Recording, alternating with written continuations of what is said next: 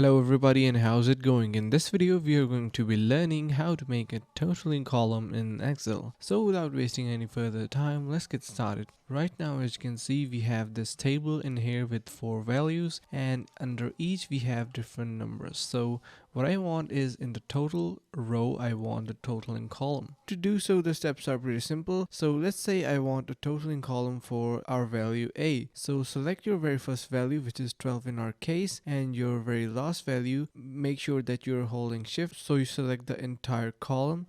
And once you do that, head over to this formulas tab from the top of your screen, and in here you have this auto sum drop down. Here you can see we have this sum option. Click on that, and below you can see our total is now being displayed. What you also can do is select your values again and head over to your formulas and simply click on this summation option, and you will be able to see that we have our totaling added as well.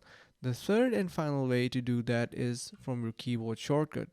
Now let's say your values are selected. From your keyboard, press Alt and is equal to, and you will be able to see that our value is now being totaled. So now to apply this for the entire values, you simply need to drag it from the bottom, and now you will be able to see that the totaling is added to our all set of values for A, B, C, and D. Now what's great about adding a totaling column is that, let's say for value A, if we change 12 to something like 99 and press enter, you will be able to see that the total is changed automatically. So let's say the 45 suddenly changes to 0.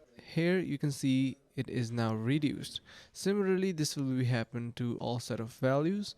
If any of these values changes, the total is also going to be changing. So that's a really handy thing to do, and that's pretty much it. So that's how you add a totaling column in Excel, and I really hope you understood the concept and learned something new. If you did so, make sure to subscribe to the channel, like the video, and share with your friends. Thanks for watching. See you in the next one.